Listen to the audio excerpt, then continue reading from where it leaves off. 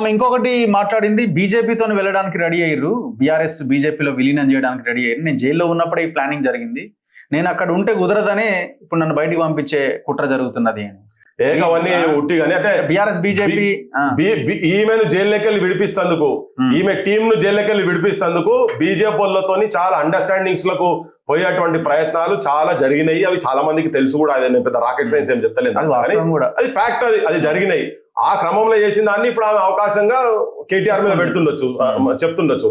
కానీ ఇదంతా దీని ఎందుకు అంతా మొత్తం ఇవన్నీ ఒకవేళ అట్లుండదు, ఈమెనే అవసరమైతే దాంట్లో మంత్రి పదవులు ఇవ్వాలి, జాయిన్ కావాలని ఈమె ఎంపీ ఉన్నప్పుడు మాట్లాడలేదా? మేము మాట్లాడింది కదా, ఈమె కూడా కేంద్ర మంత్రి అవుదామని రెడీ అయింది కదా. మరి ఇప్పుడు మాట్లాడితే ఎట్లా, ఇప్పుడు శ్రీరంగ నీతులు మాట్లాడితే ఎట్లా? ఇవన్నీ జనం ఏదో జనంకు షాక్ మెమరీ అనుకోకండి, జనం మెమరీని కూడా మళ్ళా రికలెక్ట్ చేసేటువంటి వాళ్ళ మనసులో మనం ఇక్కడ బతికే ఉన్నాం ఇంకా. సో ఇవి మనం చెప్తానే ఉంటాం ఎప్పటికప్పుడు. సో ఇదో బీజేపీలో కలుసుడు ఇదంతా ఉట్టి ట్రాష్. ఆమె మాట్లాడతారు రాజకీయంగా తన వాదనను గట్టిగా. ఇప్పుడు ఏంటంటే ఒకటి మాత్రం క్లియర్ గా ఒకటి అర్థమవుతుంది తెలంగాణ జనానికి, ఏంటంటే అయ్య మీద బంధువుకు అయితే పర్ఫెక్ట్ గా పెట్టింది, తోపు పెట్టి కొడుతున్నది. ఓకే, ఆయన ఫామ్ హౌస్ లో కూర్చున్నాడు, ఇది ఎటుపోతుందో తెలియదు. కానీ తెలంగాణ ప్రజలకు మాత్రం ఇది అంటే నేను మంచి చేస్తే డెఫినెట్ గా వాళ్ళను అటువంటి అవసరం తెలంగాణ ప్రజలకు ఉంటుండే అని చెప్తుండే కావచ్చు. కానీ తెలంగాణ ప్రజలు నరకం చూసిరు వీళ్ళ పరిపాలనలో. ఇప్పుడు మళ్ళా వాళ్ళే వచ్చి ఆ సంతతే కనుక అదే రాక్షసులు వచ్చి మళ్ళీ వస్తామంటే మాత్రం కాదు. ఇది ఒక మంచి అవకాశం ప్రజలకు కూడా. వీళ్ళు పర్ఫెక్ట్ గా ఎక్స్పోజ్ అవుతా ఉన్నారు. ఆ ఎంబడి తిరిగేటోళ్ళు కూడా చాలా మంది కమిట్మెంట్ ఉన్నటువంటి వాళ్ళు, యూనివర్సిటీలో తిరిగినటువంటి వాళ్ళు, బయట కూడా ఉన్నటువంటి వాళ్ళు, ఉద్యమకారులు కూడా రోజు పొద్దుగా లేస్తే తిట్టుకుంటూ పోయి ఆఫీసులో పోయి వాళ్ళ చుట్టూ తిరిగేటోళ్ళు ఉన్నారు. అట్లీస్ట్ వాళ్ళ చేతిలో ఉంటే తెలంగాణకి ఏమైనా జరుగుతుంది కావచ్చు. కానీ ఈ కుటుంబాన్ని మాత్రం తెలంగాణ ప్రజలు ఇదైతే ఎట్లాగో 100% పునాదులు కదిలినాయి.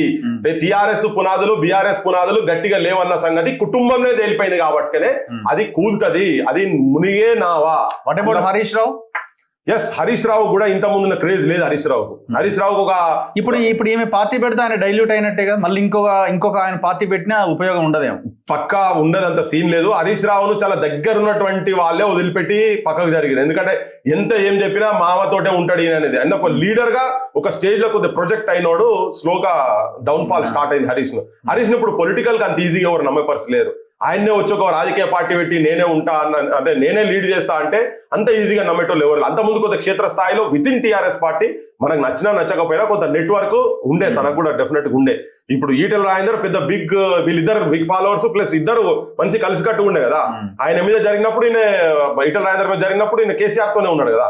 సో ఒక నాయకుడు తన ఎంబడి ఉన్నోళ్ళని కూడా కాపాడుకోలేని స్థితిలో దుస్థితిలో ఉన్నాడు అనేది ఆయన తరువుగా ఎక్స్పోజ్ అయిపోయాడు. హరీష్ దగ్గర పైసలు ఉన్నాయి, కేటీఆర్ దగ్గర పైసలు ఉన్నాయి, కవిత దగ్గర పైసలు ఉన్నాయి, సంతోష్ దగ్గర పైసలు ఉన్నాయి. ఈ పైసలన్నీ కూడా తెలంగాణ జనం పైసలు. అవి తెలంగాణ ఖర్చు పెట్టి బాగా ఖర్చు పెట్టాలి. తెలంగాణలను బికారిగాలను చేశారు వీళ్ళు బికారిగాలను చేశారు. వాళ్ళు మాత్రం ధనవంతులేరు. మాత్రం ఏలోగా అమీరోగా కేసీఆర్ కుటుంబం అమీర్లు అయిపోయినారు. వీళ్ళని ఫకీర్లను చేశారు, తెలంగాణ ప్రజలు ఫకీర్లను చేశారు.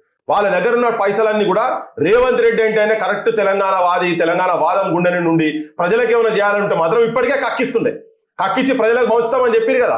కాళేశ్వరం పైసలు కూడా కక్కిచ్చి ఇవన్నీ చెప్పారు కదా. భూముల పైసలు కూడా కక్కిచ్చి జనానికి పంపుతామన్నారు కదా. కక్కిచ్చుడు కాదు, వాళ్ళ దగ్గర వీళ్ళని తీసుకొని వీళ్ళు కడుపులో పెట్టుకున్నారు అంతనే ఈ కాంగ్రెస్ రేవంత్ రెడ్డి అండ్ గ్యాంగ్ మొత్తం. సో అందుకని అది కనుక జరిగేది ఉంటే ఆ పైసలన్నీ వస్తుండే. రేపు ఇంకెవరైనా గట్టి వాళ్ళు కనుక వచ్చేది ఉంటే ఈ ఇద్దరు భరతం పట్టేటోళ్ళు రావాలి రేపు పొద్దుగా. Anyway, thank you very much Prithviraj గారు, థ్యాంక్ యూ.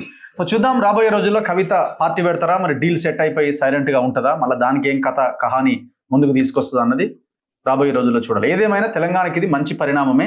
సో ఏదైతే ప్రజలందరూ ఏంది దుర్మార్గం, ఏంది కుటుంబం అనుకున్నదో గొడవ అక్కడ స్టార్ట్ అయింది. సో ఈ గొడవని మరింత ముందుకు తీసుకెళ్తారా, ఆపేస్తారా, ఏం జరుగుతుంది అన్నది మనం చూడాలి. చూస్తూనే ఉండండి మన తొలి వెలుగు.